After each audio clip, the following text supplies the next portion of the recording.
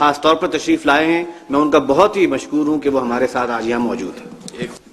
Doctor اسرار احمد صاحب، جناب اسماعیل قریشی صاحب، جناب پروفیسر میاں محمد اکرم صاحب، جناب ڈاکٹر طاہر ابرار صاحب، جناب حافظ عاطف وحید صاحب، محترم خواتین و حضرات، سب سے پہلے تو میں انجمن خدام القرآن کو مبارکباد پیش کرنا چاہوں گا کہ انہوں نے موجودہ حالات میں اور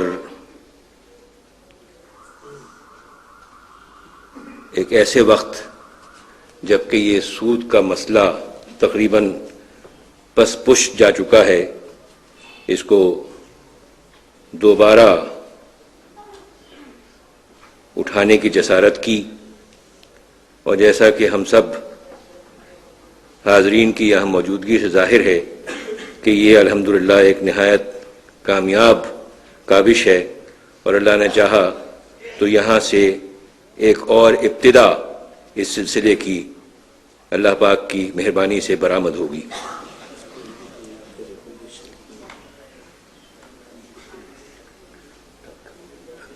آخری بات کو پہلے لیتے ہوئے جو عاطف وحید صاحب نے کچھ سپریم کورٹ کی شریعت ایپلیٹ بینچ کے بارے میں جہاں کچھ آبزرویشنز میری طرف سے ہوئیں اس کی طرف اشارہ دیا ہے۔ دراصل بات یہ ہے کہ جب آپ کسی عدالت میں بیٹھتے ہیں تو وہاں آپ کے رجحانات کیا ہیں، آپ کے خیالات کیا ہیں، اس کا اظہار نہیں ہونا چاہیے۔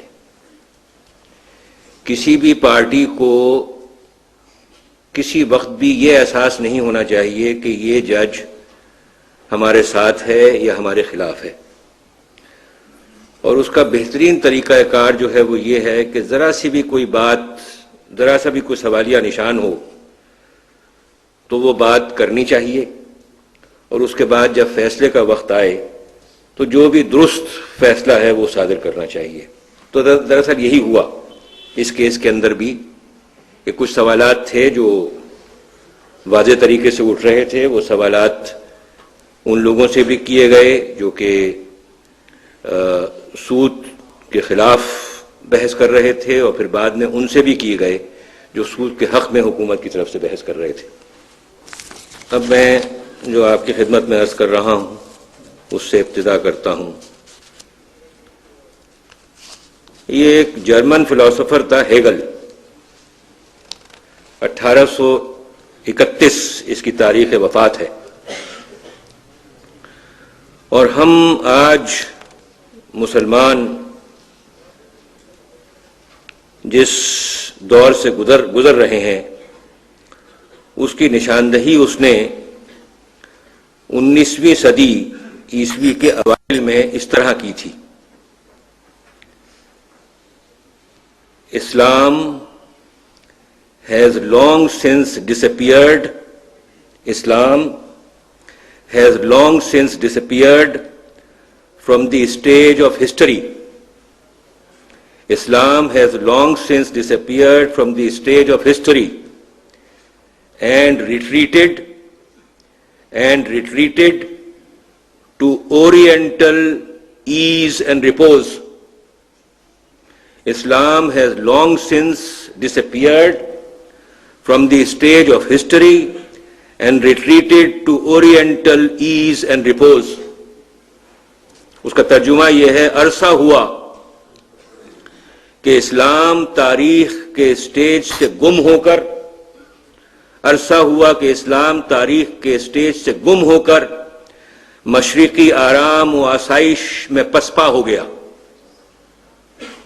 یہ اس کا کہنا تھا، اور میری دانست میں یہ کہنا اس کا بالکل درست تھا، کیونکہ جس انداز سے ہم لوگوں نے رہن سہن اختیار کیا ہوا ہے، جس انداز سے اسلامی اقدار کو ہم پامال کر رہے ہیں، تو دراصل ہم نے اپنا ستیہ ناش تو کیا کیا ہے، اسلام کا بھی ستیہ ناش کر دیا ہے۔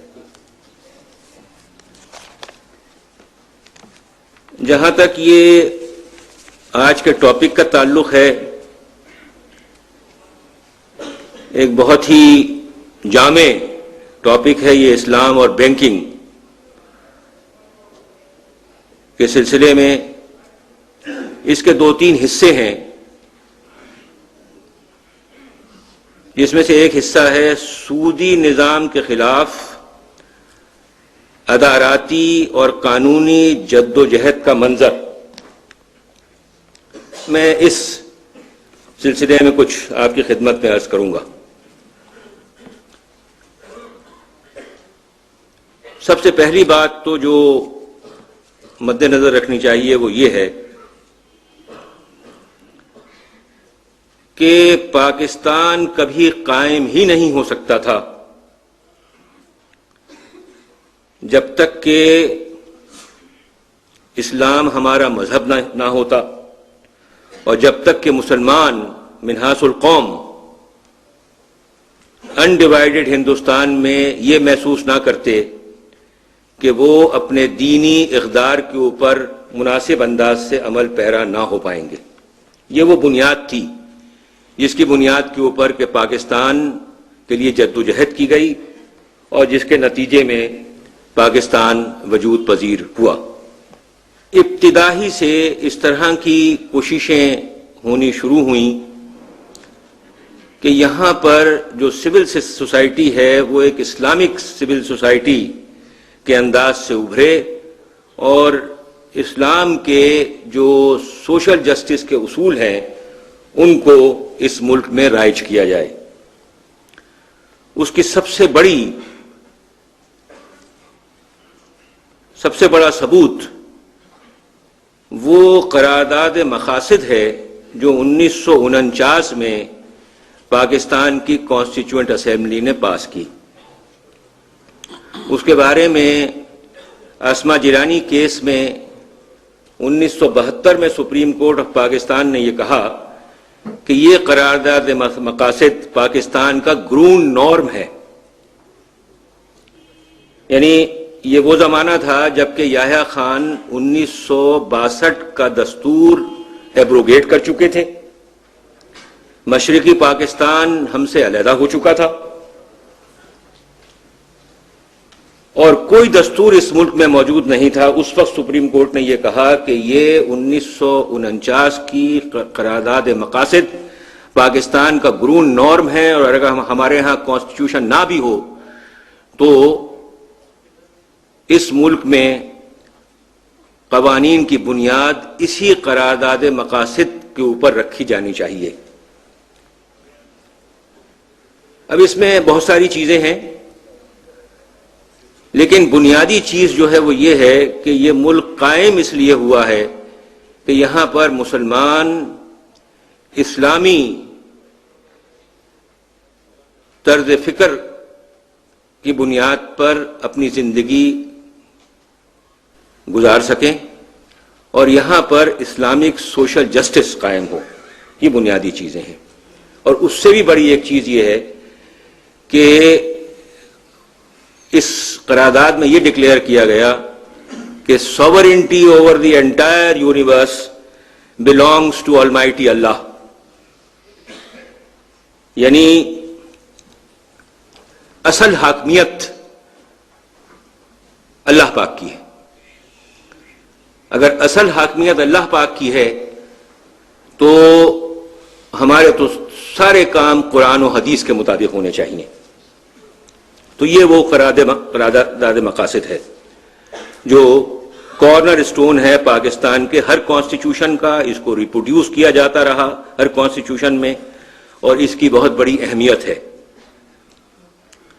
اس کے بعد ہمارے پاس 1954 کا قانون تیار ہوا جو اسمبلی میں پاس کرنے کی نیت سے نہ کیا جا سکا، اور اس سے پہلے ہی کانسٹیٹیوئنٹ اسمبلی کو